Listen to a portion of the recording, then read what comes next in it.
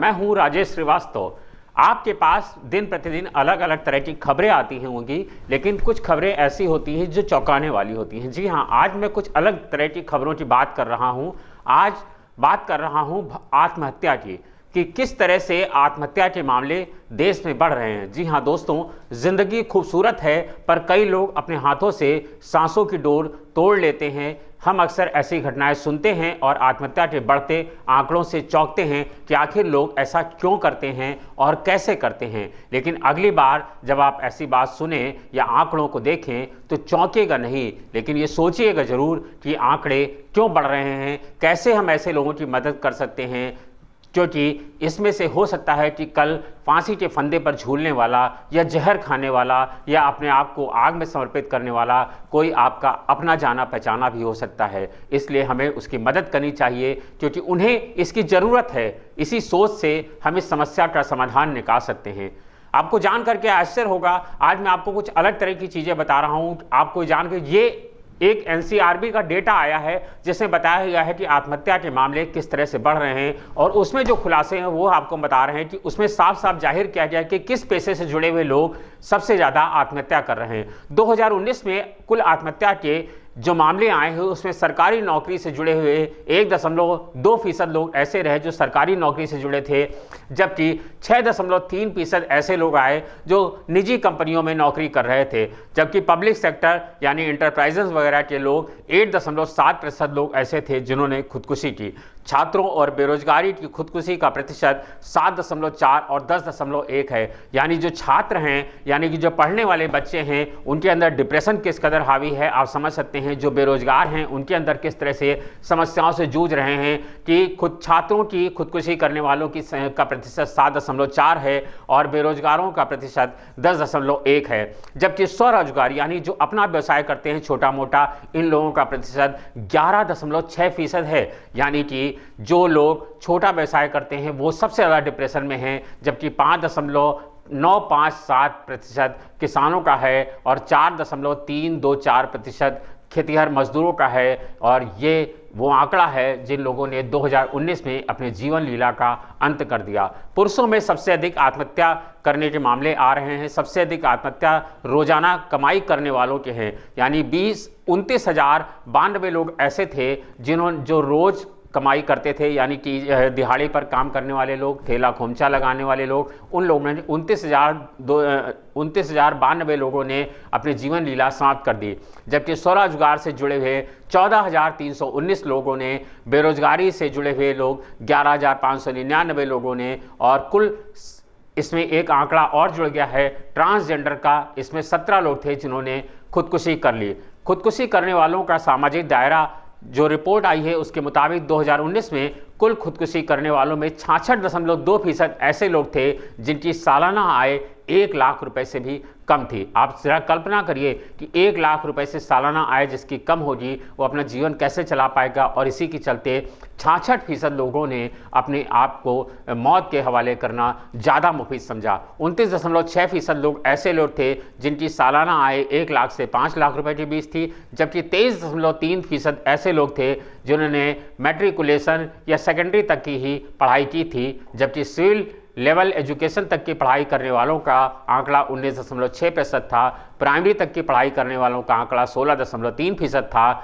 जबकि secondary, intermediate, pre university स्तर तक की पढ़ाई करने वालों का आंकड़ा 14%, अप्रशिक्षित का आंकड़ा 12.6% था। इन लोगों ने, जिन लोगों ने 2019 में खुदकुशी की, जबकि स्नातक या उससे ऊपर की पढ़ाई करने वालों का प्रतिशत इसमें सिर्फ 3.7% था। यानी ऐसे लोग जो पढ़े लिखे ज़्यादा हैं उन लोगों ने इस सुसाइड अटेम्प्ट को कम प्रयास किया। मेट्रो शहरों के हाल आप जानेंगे तो मेट्रो शहरों की हालत सबसे ज़्यादा, भले ही चकाचौंध और चौंधियाती रोशनी में आपको लगता हो कि मेट्रो शहर के लोग खुशहाल हैं, लेकिन जब आप आंकड़ों से होकर के गुजरेंगे तो आपको लगेगा कि मेट्रो शहर की चकाचौंध और चुंदियाहट में उन लोगों ने अपने आप को जिस तरह से डिप्रेशन लोगों में हावी है कि वो जीने से ज़्यादा मरना ज़्यादा अच्छा समझ रहे हैं। 2019 में 53 मेगा शहरों की जो सबसे अधिक रिपोर्ट आई है उसमें सबसे ज़्यादा आत्महत्या दिल्ली, बेंगलुरु और मुंबई के लोगों ने की है। इन 4 शहरों में देश के कुल 36.6% केस ऐसे आए हैं जिन आत्महत्या के हैं।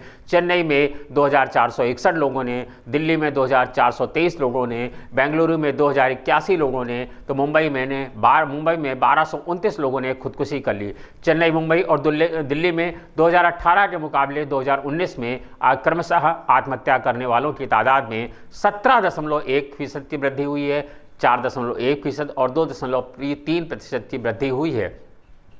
सिर्फ बेंगलुरु में ही आप देखें तो 2018 के मुकाबले 2019 में खुदकुशी करने वालों की संख्या में कमी आई है। International institute for population science के आंकड़े के आकिब मुस्तफ़ा बताते हैं, उन्होंने अपने शोध पत्र burden of suicide and accidental mortality in India में लिखा है कि परीक्षा में फेल होना, बेरोजगारी, सामाजिक रुतबा, संपत्ति विवाद, गरीबी, प्रेम संबंध, शारीरिक प्रताड़ना आदि आत्महत्या के बड़े कारण हैं जिन्हें रोका जा सकता है। अगर हम सब प्रयास करें तो इन लोगों की आत्महत्या को बचाया जा सकता है। भारत में आत्महत्या से बचाव के कार्यक्रम चलाए जाने की आवश्यकता है। मानसिक बीमारियां जैसे डिप्रेशन, ड्रग, साइको, बेचैनी, पर्सनालिटी डिसऑर्डर आदि भी आत्महत्या के तमाम सारे कारण हैं जो इस रिपोर्ट में सामने उकेरे गए हैं। आकिफ लिखते हैं कि मेंटल हेल्थ ऑफ एक्ट 1987 में मानसिक तौर पे बीमार लोगों के सुधार के लिए कई उपाय बताए गए हैं, जिसमें से कई लोगों के लिए जो अपनी जान ले सकते हैं उन्हें कस्टडी प्रदान करना है, मानसिक रोगियों के लिए अधिकारों को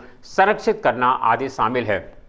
सुसाइड इन इंडिया की अगर बात करें, अ प्रिवेंटेबल एपिडेमिक उत्पत्र में Shri Nagesh, Donald and Barbara Zucker School of Medicine, न्यूयॉर्क के मनोचिकित्सा विभाग के Muralidhar Shankarpura Park, Nicolet Specialty Center, Saint Louis Park, America, और Suresh Bada, National Institute of Mental Health and Neuroscience, Bengaluru के मनोचिकित्सा विभाग लिखते हैं कि लोगों और समाज की सहभागिता से आत्महत्या के मामलों को कम किया जा सकता है। समुदाय के सहयोग से हम मानसिक बीमारी, स्वीकार्यता, मुश्किल हालात में निपटने में सामंजस्य, सहयोग, असह अल्कोहल और ड्रग के इस्तेमाल को रोकने में राहत मिल सकती है। यही नहीं, टेक्नोलॉजी आधारित सुसाइड पर प्रिवेंशन टूल्स भी काफ़ी कारगर हो सकते हैं। उदाहरण के तौर पर उन्होंने बताया है कि जैसे नेशनल सुसाइड प्रिवेंशन हेल्पलाइन द्वारा तैयार MY3 ऐप काफ़ी मददगार साबित हो रहा है। ये आपका नेटवर्क तैयार करता है। अगर आपके मन में आत्महत्या का ख्याल आता है तो आपको ऐसे लोगों से जोड़ता है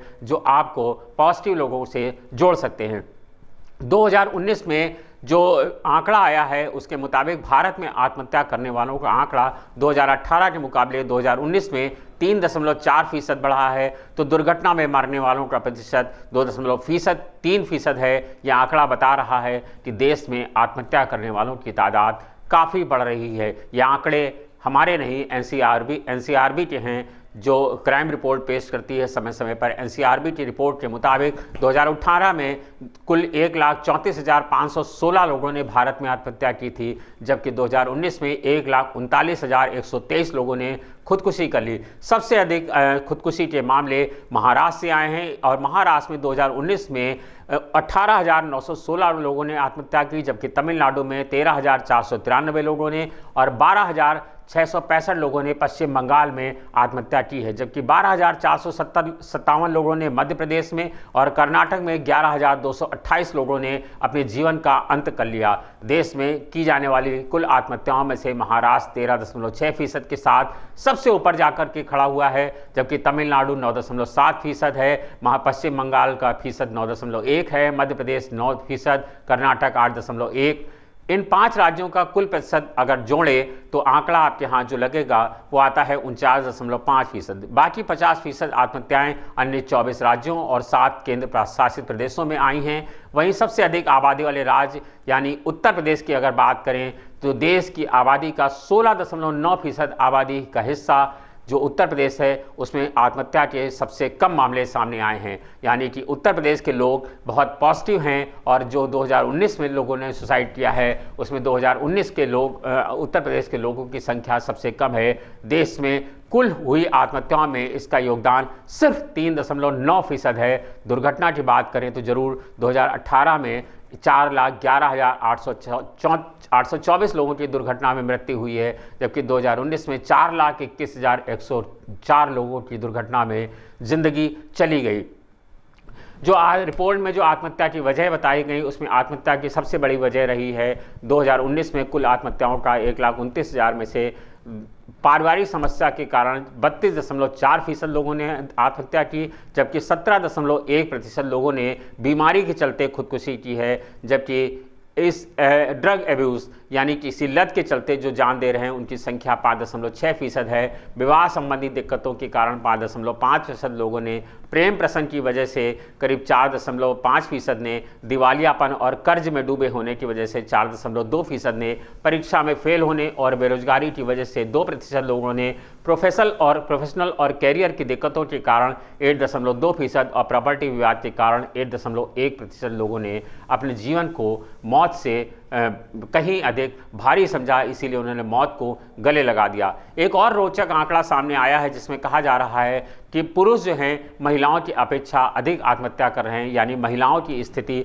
मजबूत है। वो दिखने में ज़रूर कमज़ोर हैं, लेकिन अगर उनकी मानसिक स्तर की बात की जाए तो पुरुषों से कहीं ज़्यादा वो मजबूत हैं और अपने आप को सक्षम पाती हैं। महिलाओं के मुकाबले पुरुष ज़्यादा आत्महत्या करते हैं, ऐसा रिपोर्ट में बताया गया है। 2019 में 70.2% पुरुषों ने आत्महत्या की, जबकि महिलाओं का आंकड़ा सिर्फ 29.8% रहा, जबकि 2018 में 68.5% पुरुषों ने आत्महत्या की और 31.5% महिलाओं ने खुदकुशी की। महिलाओं की आत्महत्या की सबसे बड़ी वजह विवाह संबंधी विवाद, खासकर दहेज से जुड़े मामले, नपुंसकता आदि हैं। महिलाओं में सबसे अधिक आत्महत्या घरेलू महिलाओं ने की है। महिलाओं द्वारा की गई कुल खुदकुशी में 51.5% गृहिणियों का योगदान है, जबकि बच्चों में 18 साल से कम उम्र की लड़कियां हैं। बड़े आत्महत्या के कारणों में पारिवारिक विवाद के चलते जिन महिलाओं ने आत्महत्या की उसमें 2,468, परीक्षा में फेल होने के चलते 1,577, प्रेम प्रसंग के चलते 1,297 और बीमारी के चलते 923 लोगों ने अपनी ज़िंदगी को स्वाहा कर दिया। यानी वो आंकड़ा है जो हमें बताता है कि अगर हम थोड़ा से चैतन्य रहें और अपने समाज में पॉजिटिव लोगों में पॉजिटिव विचारों का आदान प्रदान करें तो निश्चित रूप से आत्महत्या करने वालों को हम बचा सकते हैं। यह आंकड़ा ये जरूर संख्या जरूर बता रहा है और ये भी इंगित कर रहा है कि अगर हम नहीं सचेत हुए तो अगली बार हो सकता है कि किसी अपने को हम फांसी पर फंदे पर झूलते हुए देख सकें। इसलिए हमें कोशिश करनी होगी ऐसे लोगों के साथ जो इस तरह के डिप्रेशन से गुजर रहे हैं, जो इस तरह के तनाव से गुजर रहे हैं,